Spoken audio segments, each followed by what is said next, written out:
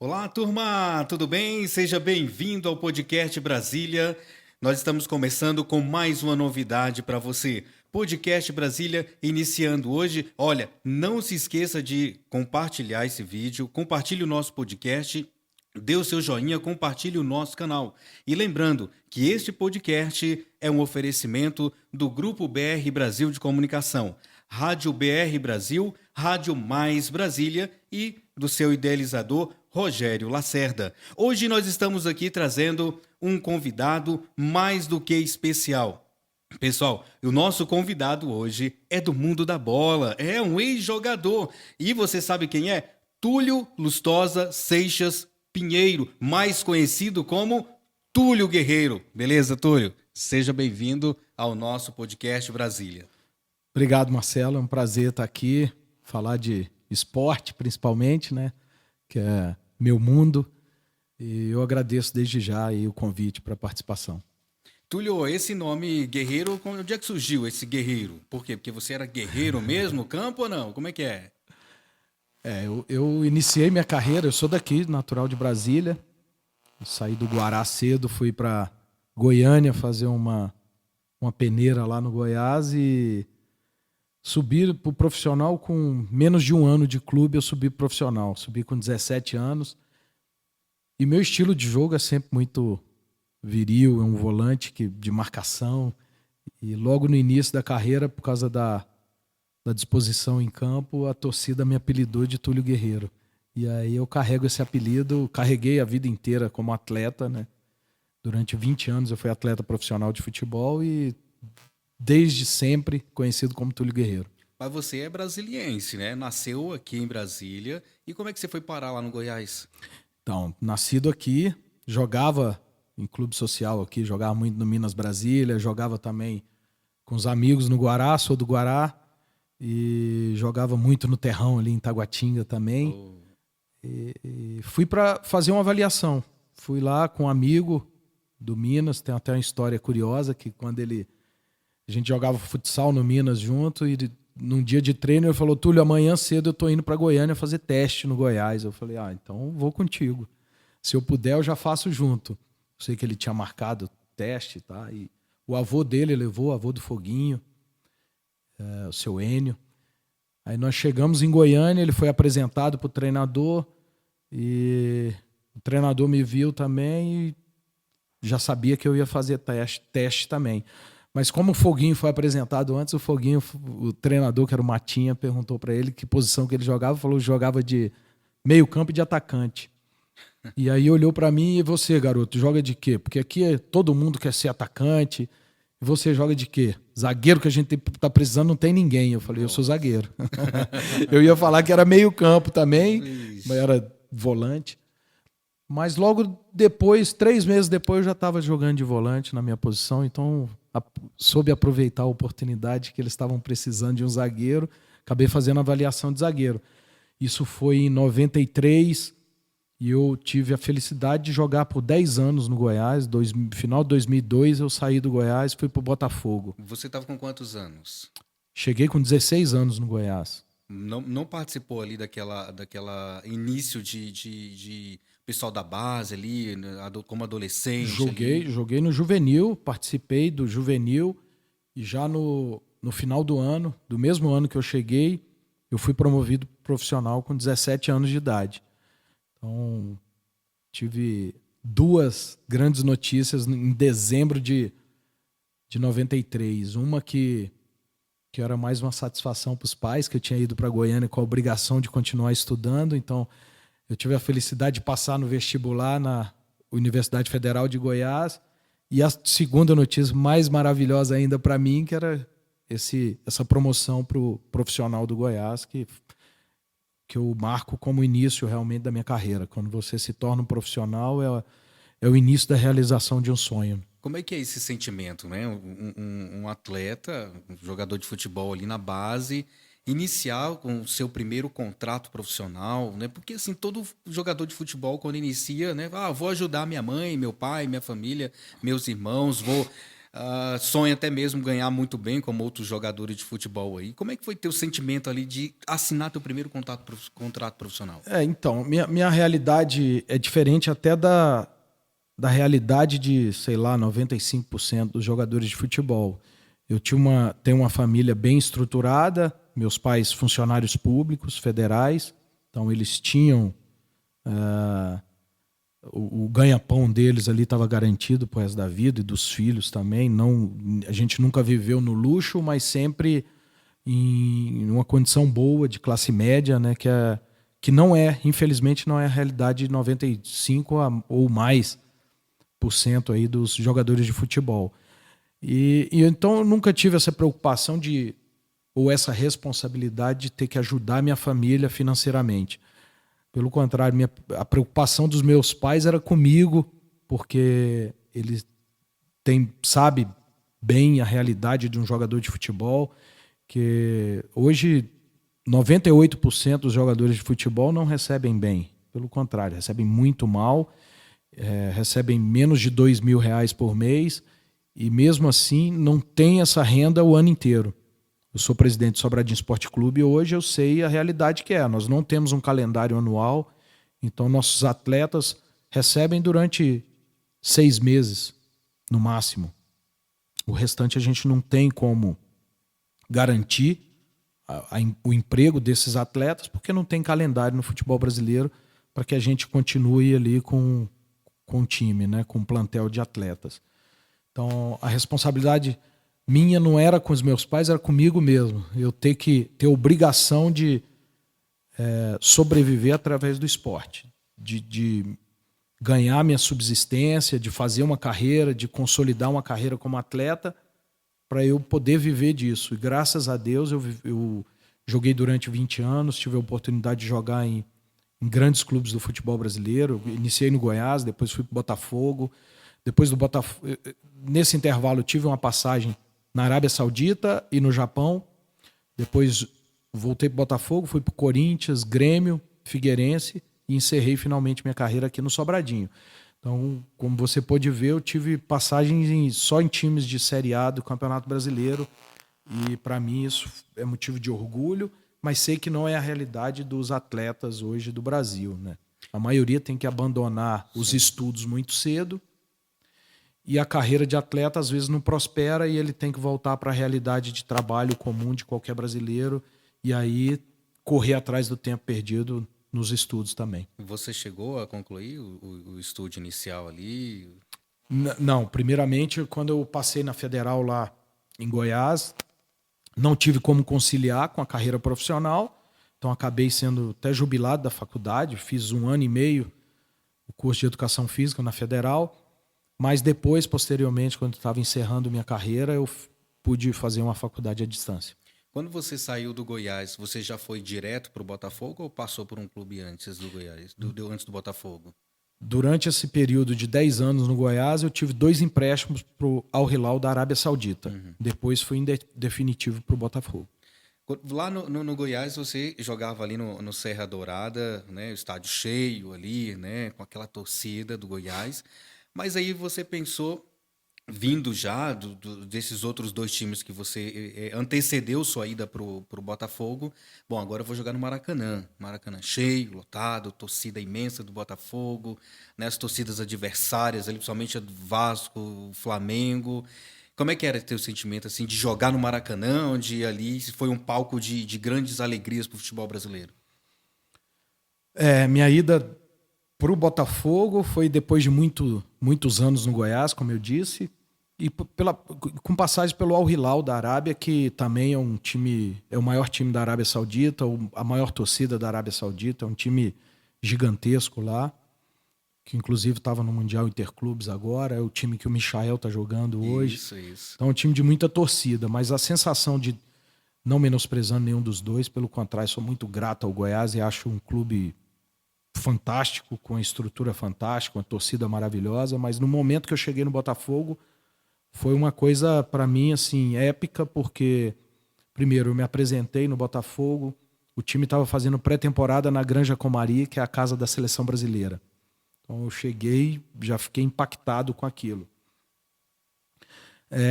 Ficamos lá 15 dias, depois voltamos para o Rio de Janeiro, para a sede do Botafogo. Aí foi um choque de realidade, porque Nossa, o Bebeto de Freitas, que era o presidente, estava assumindo naquele ano, em 2003, e estava tentando fazer uma reestruturação no clube. E aí a realidade era completamente diferente. O Caio Martins, que era o local onde o Botafogo treinava, estava muito sucateado, não tinha condições nenhuma, estava faltando água, faltando energia. E jogava lá também, né? Aí o Bebeto fez uma reestruturação, fez uma parceria com a grande rede de lanchonetes e reconstruiu o Caio Martins ali, fez uma arena maravilhosa dentro do momento que o Botafogo vivia, estava sendo maravilhoso para a gente. E nós conseguimos o acesso esse ano de volta à Série A do Campeonato Brasileiro. Mas foi uma realidade brutal, porque um clube como o Botafogo, com o nome que tem, com a camisa pesada que tem, ter uma estrutura tão precária daquela foi impactante para mim. E eu estava vindo de um clube super estruturado, que era o Goiás, né? Sim. Então, chegou um momento que eu quase desisti do Botafogo para voltar para o Goiás. Mas aí, numa conversa com o presidente Bebeto de Freitas, ele acabou assumindo um compromisso de reestruturar o clube. E aí demorou um pouquinho, mas em 2007 o Botafogo pegou a concessão do estádio Newton Santos, hoje, naquela época ainda chamado de João Avelange, ou de Engenhão, como é chamado hoje. Chamado hoje não, que hoje é o estádio Newton Santos, uma grande homenagem ao Newton Santos, que passou até um tempo aqui fazendo um trabalho belíssimo no futebol no Defer, né? E então o Bebeto cumpriu com aquilo e realmente conseguiu reestruturar um clube com a tradição toda que o Botafogo tem. Então, Túlio, você jogando ali pelo Botafogo no Maracanã, cheio, lotado ali, me fala uma curiosidade assim que você tenha passado, ou até grandes emoções, né, jogando não só contra o Flamengo, mas Vasco, Fluminense, né, nos grandes clássicos ali do futebol carioca, né? Qual foi assim o momento mais emocionante que você passou dentro de campo? Sempre cada jogo é uma emoção diferente. Agora, clássico é diferente. Clássico, seja contra o Flamengo, Vasco ou Fluminense, sempre é uma emoção especial. Mas teve uma série de clássicos contra o Vasco que, para mim, foi muito emocionante, desgastante psicologicamente, porque era um momento que o Romário estava para fazer o 1000º gol dele. Então, a expectativa da imprensa a semana inteira era em cima do clássico. Então, de segunda até sábado, véspera do jogo, que era no domingo, era aquela expectativa e todo mundo entrevistando o Romário de um lado e do outro lado todo mundo querendo entrevistar o goleiro nosso, que o Cuca fez questão de blindar e não deixar que o goleiro desse entrevista. Mas foi uma semana estressante, porque estava tudo girando, não em torno do clássico, mas em torno do 1000º gol do Romário. Inclusive, a FERJ, que é a Federação do Rio de Janeiro, fez até um acesso da arquibancada para o campo para que a família do Romário fosse, no momento do 1000º gol, comemorar com ele, caso acontecesse. Nossa. Então, você imagina aquela expectativa em torno desse 1000º gol, e o Romário fez muito gol em cima do Botafogo.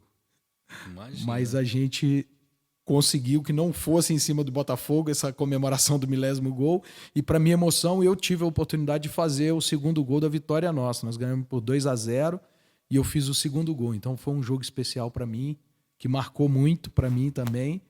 E, sobretudo, para os companheiros nossos, que nós não deixamos o Romário fazer esse 1000º. Né? Você jogou também tua posição iniciada como zagueiro. E logo depois você foi como meia, como... Eu joguei, na verdade eu era um jogador polivalente, assim, eu jogava em muitas posições, mas eu me firmei realmente como volante. Joguei como zagueiro, joguei como lateral direito, mas me firmei ali na cabeça da área como volante. Inclusive, você, pelo que a gente tem lido aí, naquela época, você era bastante temido pelos adversários. Não, temido não, mas eu era um jogador... Inclusive, diz que você chegava bem forte mesmo, marcação, né? E às vezes era um pouquinho esquentadinho dentro de campo. É o que a posição exige, sabe? Todo volante que é muito marcador e tem esse rótulo de jogador viril, né? Eu tenho uma referência que foi um jogador que foi muito criticado durante a Copa de 90, depois em 94 veio a redenção dele como capitão e levantando a taça, que é o Dunga. O Dunga também tinha esse rótulo, que era um jogador que violento, que batia muito, que é o ofício da posição. O volante que não marca bem, não joga. E não necessariamente jogar bem é bater no adversário, mas você tem que se impor ali e tem que ter uma certa virilidade que a posição exige. Então, eu ter esse rótulo, para mim, é como um elogio, porque eu era volante, eu não era um jogador habilidoso. Eu não queria ser rotulado como um volante habilidoso, que não é a característica da posição. Ser habilidoso vai jogar mais na frente, vai ser um atacante. Para volante, o que exige é a virilidade mesmo, a marcação, você ser considerado melhor preparo físico do time, você correr por outro, ou seja, carregador de piano. Esse é o rótulo que o Sim. volante tem. E assim, nunca chegou assim num jogo. Claro, todo jogo vale, mas um jogo que o técnico chegou assim, ó, Guerreiro, é o seguinte, ó, chega naquele cara ali, dá uma durada nele ali, entendeu? O jogo é de campeonato, Guerreiro. Isso tá subentendido já, né? Eu lembro um jogo contra o Flamengo mesmo, que o Felipe jogava no Flamengo, o Felipe jogou no Vasco também, no Fluminense.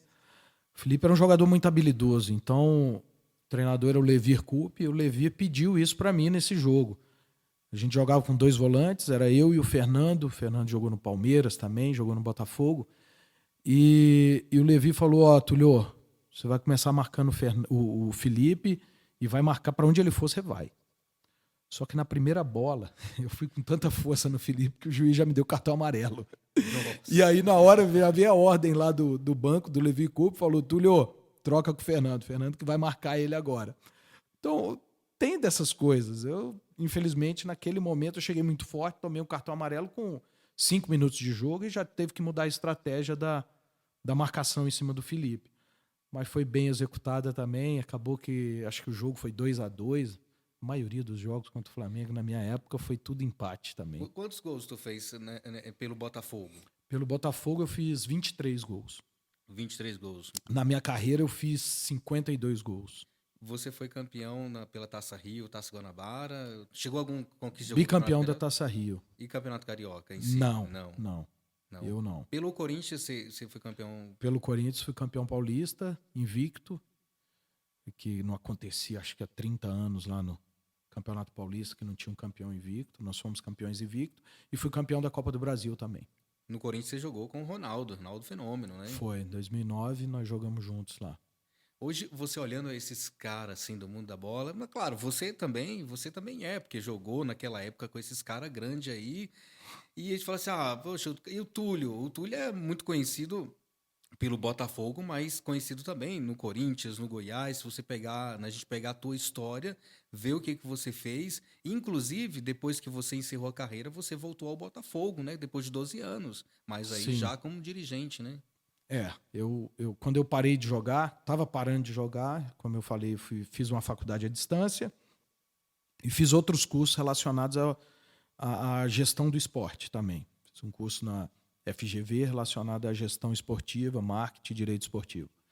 E aí, depois disso, eu virei diretor de futebol, era o meu objetivo. Eu nunca tive a pretensão de trabalhar efetivamente dentro de campo, como um treinador, como auxiliar técnico. Sempre pensava na parte mais de gestão do futebol. Trabalhei por 3 anos no Goiás e fui para o Botafogo. Fiquei quase 6 meses, até participando dessa transição da SAF, agora da criação da SAF lá também, no Botafogo. E a gente falou do Ronaldo Fenômeno. Como é que era jogar com o Ronaldo? Ronaldo que, aquela época que ele foi para o Corinthians, ele, né, vinha de um tratamento assim bem expressivo, digamos assim, né?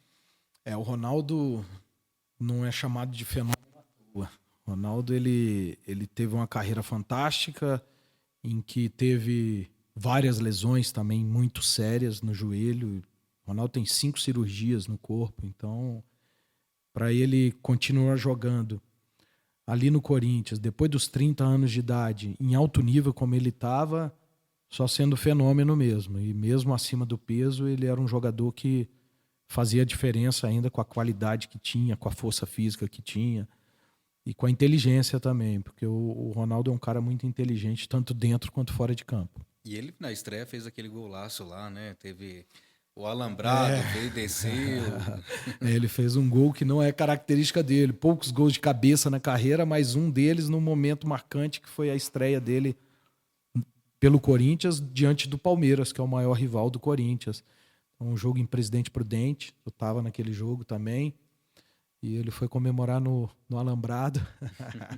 Eu estava indo comemorar com ele, na hora que eu vi o alambrado caindo, a torcida quase que invadindo o campo ali, eu já voltei na hora achando que poderia dar alguém se machucar, mas graças a Deus ninguém se machucou não. Mas foi uma emoção grande, porque é um cara que tem estrela além de tudo. Além de toda a qualidade que ele tem estrela. Não é qualquer um que numa estreia pelo um time com a camisa do Corinthians, diante do rival, fazer um gol na estreia com a vitória. Então, você depois que passou, né, por vários times aí bastante conhecidos aí e times de grande expressão, tanto dentro do cenário nacional como no cenário internacional, teve algum fato inusitado, algo interessante, assim, engraçado, que aconteceu com você dentro do futebol que possa compartilhar com a gente?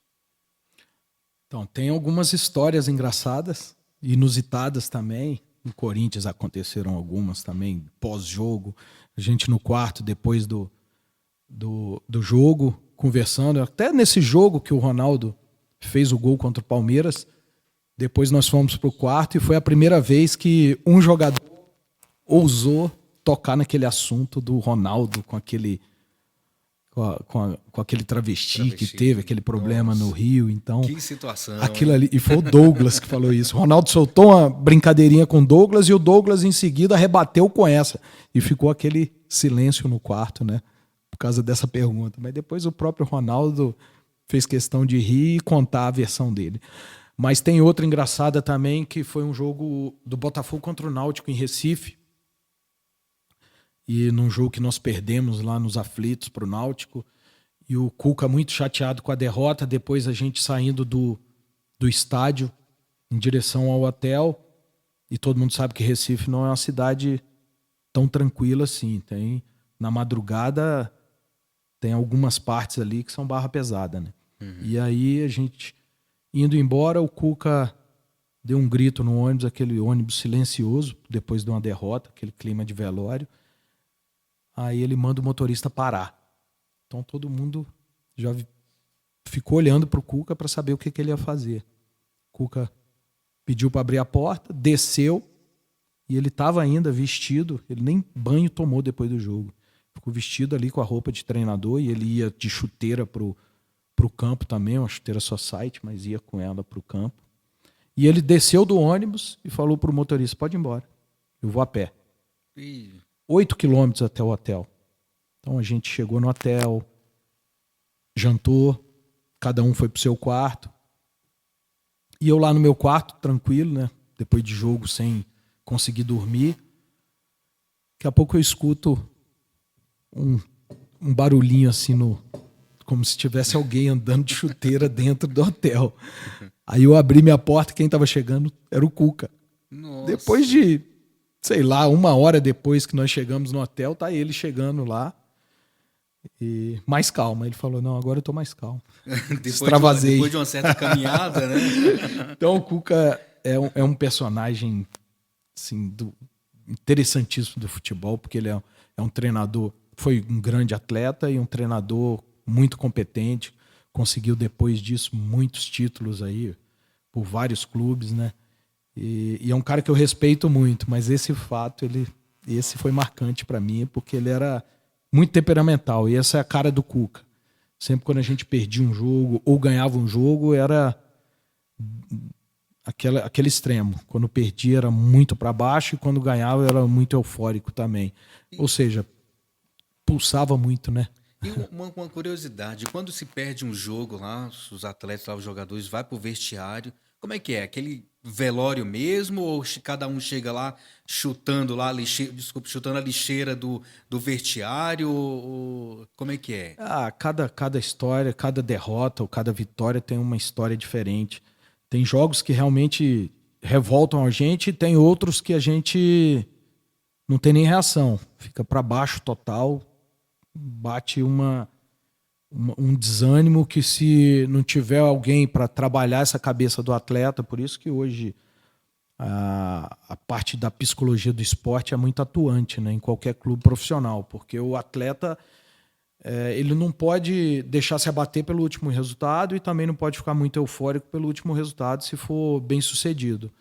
O que importa é o objetivo final lá e se não tiver alguém para trabalhar a cabeça do atleta nesse sentido, pode ficar prejudicado. Uma derrota hoje pode comprometer Sim. o próximo jogo e assim entrar numa fase ruim. Depois também você chegou já no final da carreira. Como é que é chegar um atleta, né, um jogador de futebol, tá se aproximando, né? Falta o quê? 2 anos, 1 ano para me encerrar minha carreira e agora? Como é que vai ser? Porque às vezes tem jogador, querendo ou não, entra ali com um conflito, um problema psicológico, não trabalha muito bem essa questão do encerramento da carreira. E não Me são conte. poucos, são vários e é a maioria que termina com uma cabeça ainda de que sem acreditar que acabou a carreira, né?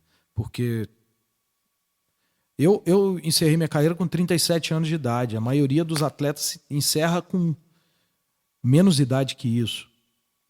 Alguns depois disso. O próprio Romário, que teve uma carreira muito bem sucedida, na minha concepção, assim, no último ano de carreira dele, parecia que já não dava mais para ele jogar, sabe?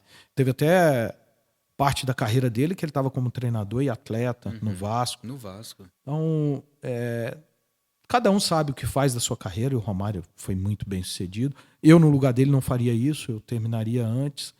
Até eu não tive uma carreira tão gloriosa como a do Romário, mas com a carreira que eu tive, eu não conseguia mais ter ânimo para jogar por equipes menores depois dos meus 37 anos. Tive proposta que até financeiramente era melhor do que eu estava recebendo no Figueirense, que foi meu último clube, que era um ótimo salário, mas tive uma proposta maior para ir para um time do interior de São Paulo e jogar o Campeonato Paulista. Mas depois do Campeonato Paulista, o que eu ia jogar? Ia jogar a Série D do Campeonato Brasileiro, competição que eu nunca tinha jogado.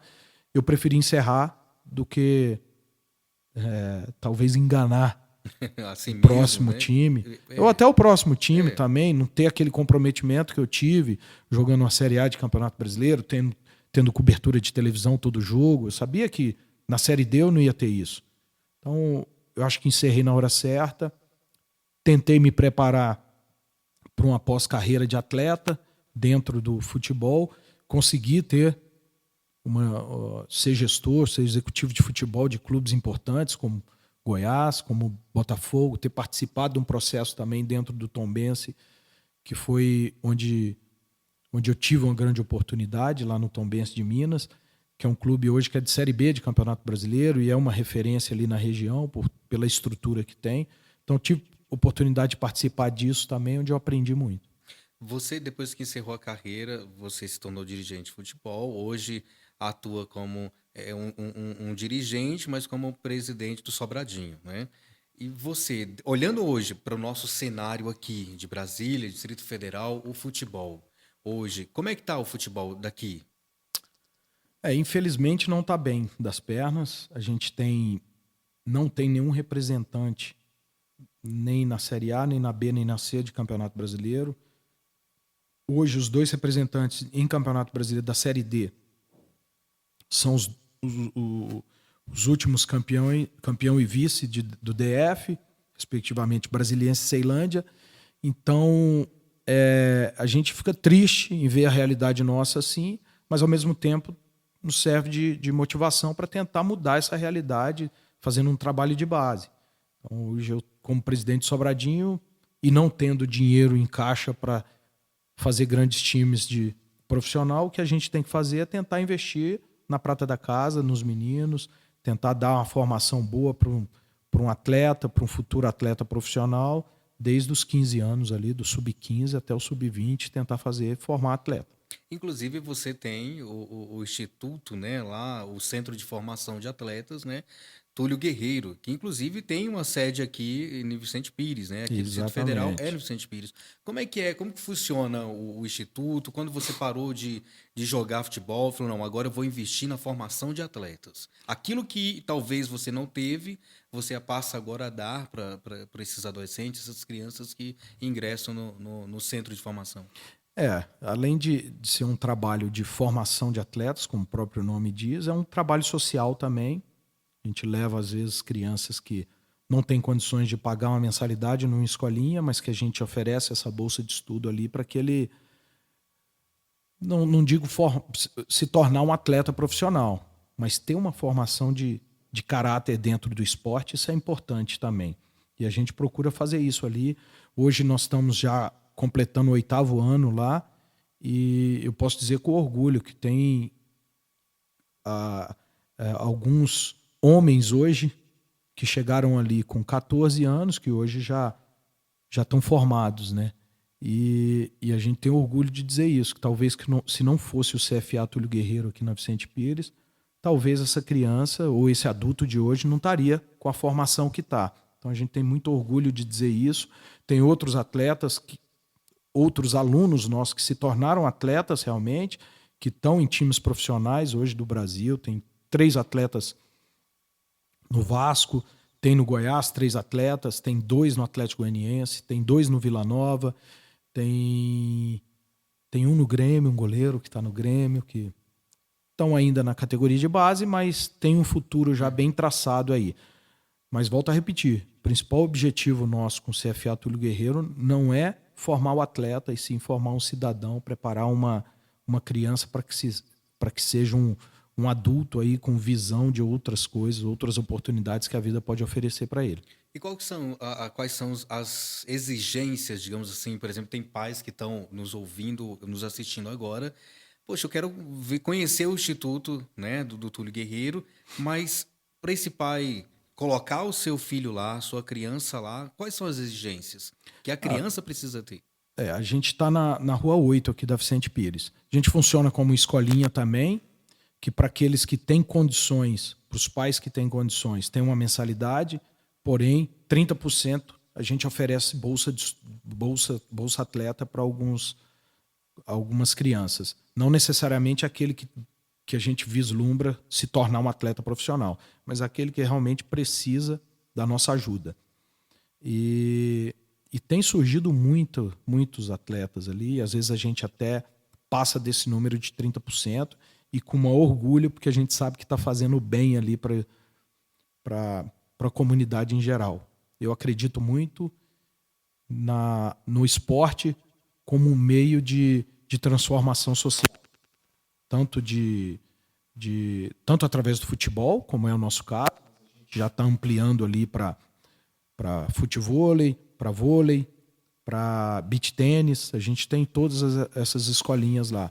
Então isso é importante para que a gente insira esses jovens que realmente precisam de uma melhor formação no mercado de trabalho, que daqui a pouco, seja através do esporte ou não, mas que vai ter um direcionamento bom na vida.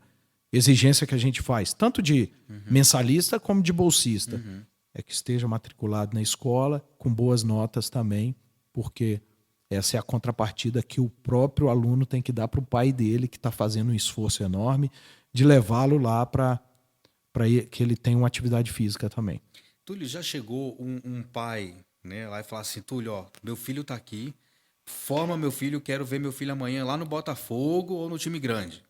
E aí, a responsabilidade? Qual é a fala, o direcionamento do Instituto, do Centro em relação a isso? Isso aí são, não vou dizer grande maioria, mas assim, 60% dos pais têm esse sonho e a própria criança também.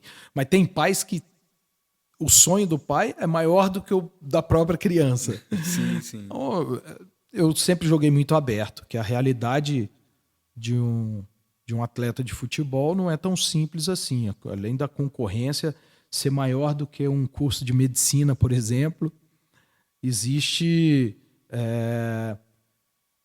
uma dificuldade para o próprio atleta levar, para a própria criança levar uma vida de atleta. Ele tem que fazer várias renúncias. E nem sempre, nem a família, nem o menino está disposto a fazer essa renúncia.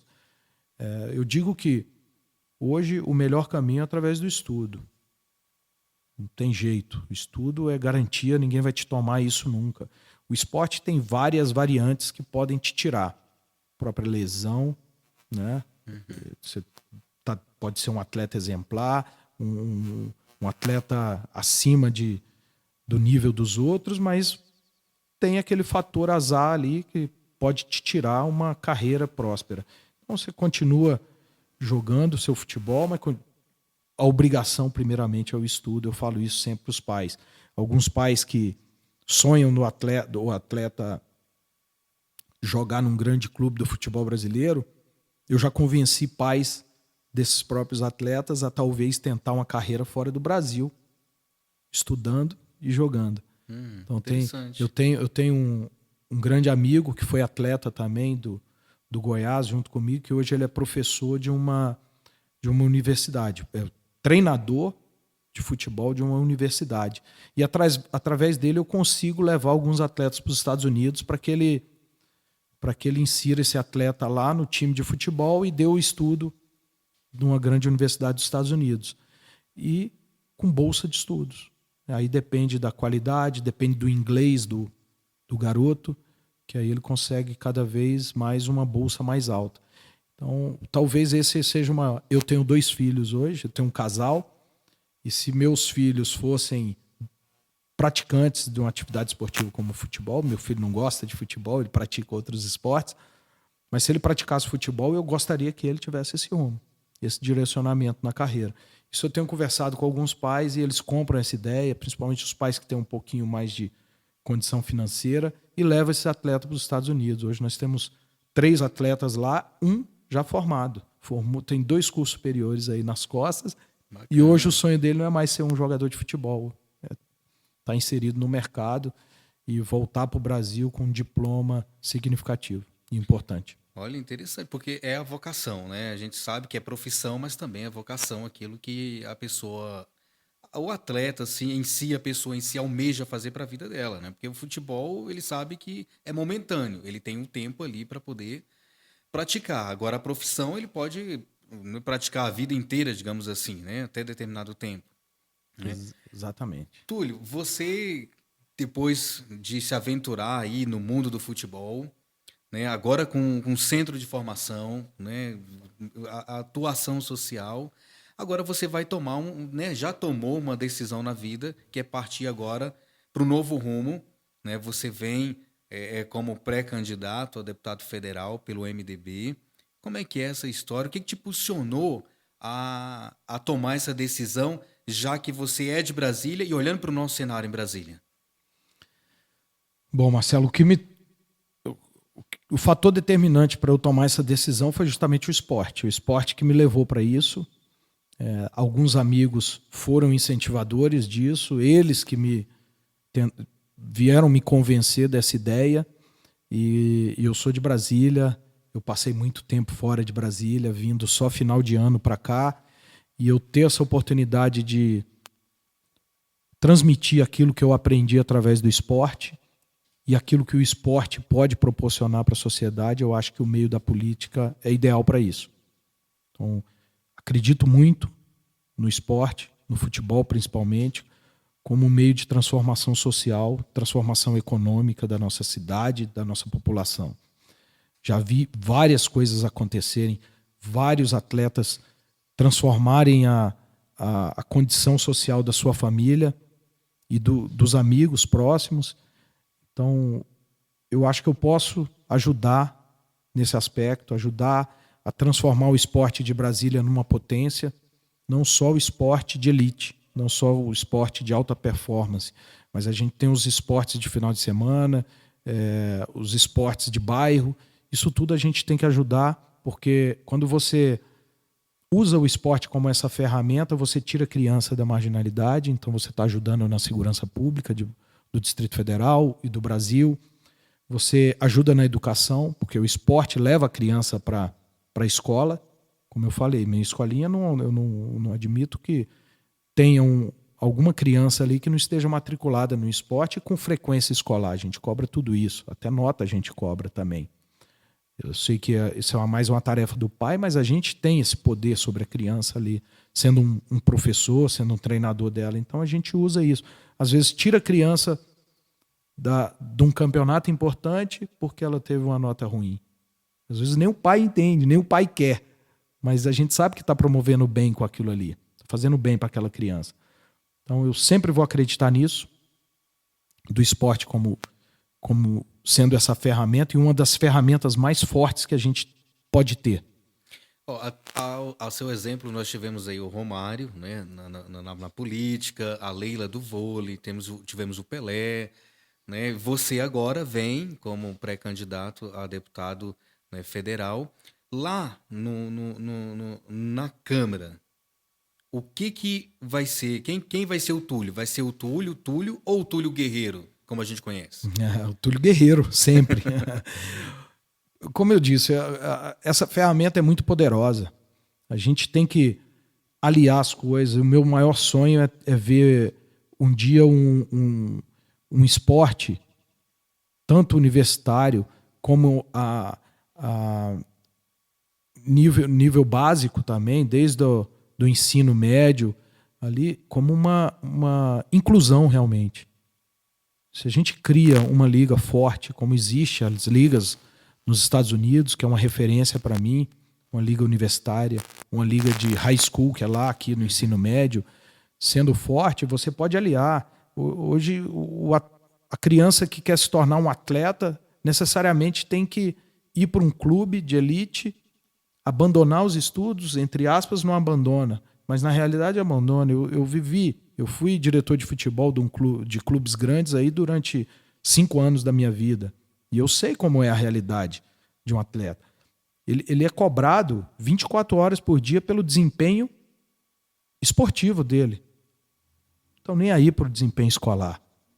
E muitas vezes esse atleta com 15 até 20 anos, muitas vezes não, a maioria de 100 atletas, no máximo, estourando, 10 vão se tornar atletas profissionais desses 100. E os outros? Perderam tempo na vida escolar dele. Então a gente tem que conciliar isso. Concilia como? Uma liga de um ensino médio forte, que pode ser comparada a um campeonato brasileiro organizado pela CBF. Pode fazer isso no ensino médio, pode fazer isso nas universidades, porque, assim como nos Estados Unidos, ele é draftado de uma high school para a universidade, da universidade para um time profissional de futebol, ou de basquete, ou vai para natação, ou vôlei. E aqui no Brasil, o meu maior sonho é esse. Mas está muito distante. Está distante, mas se a gente não começar agora, não vai ter nunca. Suas principais bandeiras, é claro, é o esporte, mas... E até lembrei agora, uns dias atrás, agora eu estava no Uber, e aí o motorista disse assim para mim: Marcelo, as eleições tá se aproximando.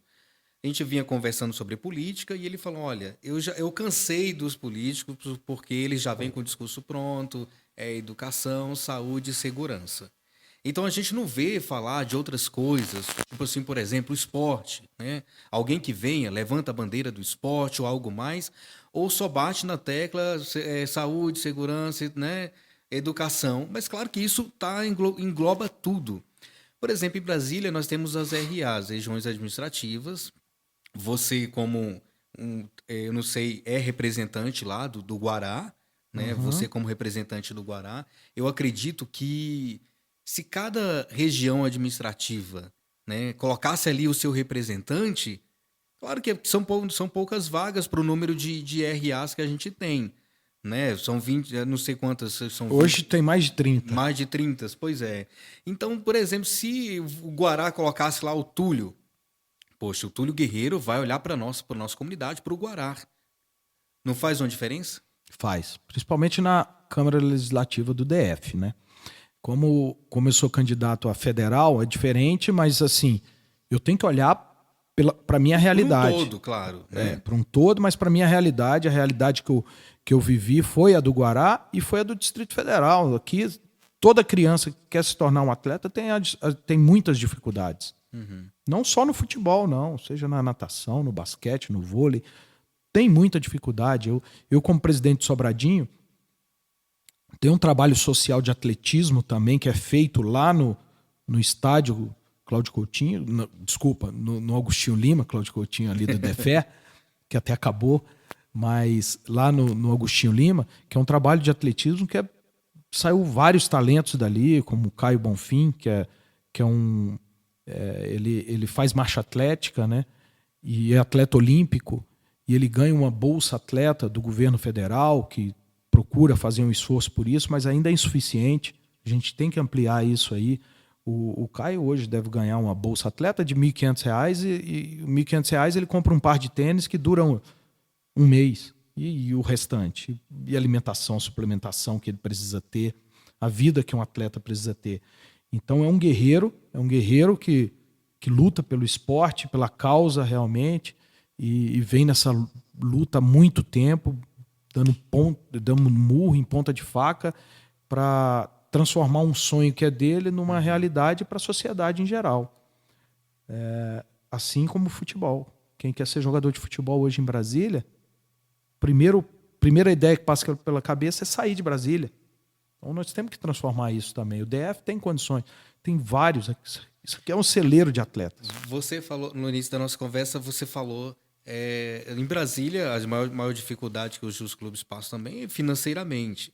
E você, como parlamentar, né, você o que pode fazer em questão, até mesmo com os empresários, né, dentro aqui de Brasília, do Distrito Federal, incentivar o esporte, incentivar o futebol, porque nós temos aqui o Mané Garrincha, pouco é utilizado pelos nossos times aqui, né, pela cultura do futebol.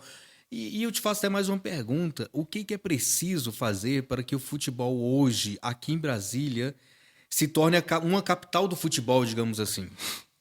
Nós estamos longe disso. Estamos longe disso, de ser a capital do futebol, mas a gente tem que dar um início, tem que dar um primeiro passo para isso. Primeira coisa que eu vejo que Brasília tem mais de 20 clubes profissionais de futebol. Profissionais, quando eu digo entre aspas, porque falta muito para ser chamado de clube profissional. Primeira coisa é a estrutura.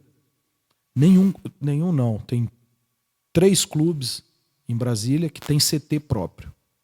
O Gama é um, o Brasiliense é outro e o Ceilândia é o outro. O resto ninguém tem CT. Como é que eu vou fazer um trabalho de base se eu não tenho centro de treinamento adequado para isso? A gente vê em outros estados acontecerem o apoio do governo para que seja concedida, sob concessão de uso ali, uma área para que o clube crie o CT, faça a construção do seu centro de treinamento. Isso é uma concessão de uso durante 20 anos, que o clube é obrigado em 2 anos a construir um centro de treinamento. Se não construir, perde. Isso aconteceu em vários estados, o próprio Fluminense tem um centro de treinamento hoje, o Flamengo tem... Botafogo e Vasco não, tem próprio, mas esses dois... Mas o Botafogo usa a estrutura do estádio Newton Santos como centro de treinamento e é uma concessão de uso do Estado, que tem os pré-requisitos ali a serem cumpridos pelo clube. Goiás, a gente vê isso. O Goiás Esporte Clube tem um centro de treinamento maravilhoso em Aparecida de Goiânia, o Atlético Goianiense também. Nós temos que fazer isso no Distrito Federal também. Principalmente para a categoria de base, para a formação de atletas. Isso aí tem que ser pensado dentro do governo para que seja concedido isso e a gente tenha a oportunidade de fazer um trabalho específico para as crianças e adolescentes aqui de Brasília para serem inseridos no esporte. Além do esporte, assim, há uma bandeira que você venha como um deputado federal, você venha, né, levantar e quer compartilhar com os brasilienses agora, que eles estão te vendo, com certeza? Eu falo que a principal bandeira minha é o esporte, mas o esporte está ligado a todas as outras áreas. Você citou 3 áreas que todos os políticos falam, que é educação, saúde, segurança e saúde. O esporte preenche essas 3 áreas. Inclusive, tem um estudo da Organização Mundial de Saúde que diz que cada dólar investido no esporte, você economiza $20 na saúde. Porque você está prevenindo várias doenças ali, você está tirando várias crianças que daqui a 3, 4 anos estariam com problema de obesidade, com taxas altas aí, que poderia ser evitada praticando uma atividade física, não necessariamente voltada ao alto rendimento. Segurança pública, a mesma coisa.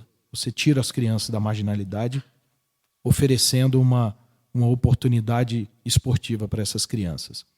E segurança pública, né, que eu acabei de falar, segurança, saúde e educação, principalmente, que é aquele minha principal bandeira, que é aliar a educação com o esporte sempre. Agora, para isso, aí entra a parte da educação. A gente tem que oferecer estrutura nas escolas públicas, principalmente. Escolas particulares têm, as escolas públicas não têm. Poucas têm. Eu conheci uma escola no Gama que eu digo como exemplo, SEMI, que é de ensino médio, integrado. Contraturno tem sempre uma atividade extracurricular. Não só no esporte, eles têm uma estrutura de esporte muito boa lá, mas não é só no esporte. Eles têm laboratórios de informática, têm atividades culturais. Isso a gente tem que oferecer para os nossos jovens. Túlio, olha para aquela câmera lá e dirige agora para quem está nos vendo e falar assim, olha, né, você se apresentar e dizer para esse povão do Distrito Federal, né, quem é o Túlio Guerreiro e para que o Túlio está vindo agora. O Túlio Guerreiro. Bom, eu sou Túlio Guerreiro, ex-atleta de futebol, mas que o esporte está na minha vida desde sempre. Sou cidadão criado em Brasília, tive que sair de Brasília, mas meu coração nunca saiu de Brasília. Eu estou aqui sempre no Distrito Federal, minha família é daqui, meus amigos são daqui, e eu quero ter a oportunidade de fazer alguma coisa pela minha cidade. Eu espero poder transmitir tudo que eu aprendi nesses 30 anos aí de carreira esportiva, agora para minha cidade. Túlio, e aí, para quem quer te seguir, como é que faz? Né, nas tuas redes sociais, vi que você tem um aplicativo também. Como é que funciona? É isso aí. É importante você falar, Marcelo, porque rede social, o meu Insta é Túlio Guerreiro 5. Isso aí é importante, que eu estou sempre respondendo ali várias pessoas, algumas dúvidas que tem. Estou sempre ativo na rede social, mas também eu estou com um aplicativo que é importante dizer dele, chama Amigos do Túlio Guerreiro, tanto para iPhone quanto para Android, já está disponível lá. Só é baixar, um cadastro bem rapidinho lá, e a gente pode ajudar várias pessoas através desse aplicativo. É um aplicativo que, de vez em quando, através de amigos que eu tenho no futebol, eu estou sempre sorteando uma camisa de um clube autografada por eles, em benefício de alguma instituição, principalmente as instituições que são relacionadas ao esporte. Então, essa semana mesmo nós vamos ter um sorteio lá de uma camisa do Fluminense, autografada pelo David, zagueiro, que foi atleta do Goiás, que me concedeu essa camisa, autografada por todos os atletas, para a gente fazer esse sorteio em benefício de uma escolinha de futebol da Ceilândia, que faz um trabalho maravilhoso. Com toda a dificuldade, ele faz esse trabalho maravilhoso lá. Então, baixe o aplicativo Amigos do Túlio Guerreiro, você pode ajudar várias pessoas aí através de uma boa ação. As redes sociais do Centro de Formação? Nós temos também o Centro de Formação de Atleta, que chama CFA Túlio Guerreiro. Maravilha, Túlio. Obrigado, Túlio mesmo. Gente, a gente esteve aqui com o Túlio Guerreiro, ex-atleta, ex-jogador de futebol. Hoje ele está vindo aí como pré-candidato a deputado federal. Batemos uma bola aqui, com certeza. O Túlio contou a história dele. Compartilha com todo mundo esse podcast, dá o seu joinha, envia para todo mundo e coloca lá, hashtag Túlio Guerreiro, que é a torcida do Botafogo, torcida alvinegra, né? Vai lá, compartilha só com todo mundo, viu? Valeu, Túlio, obrigado. Valeu, Marcelo. Esse foi Obrigado. O podcast Brasília, sempre um papo.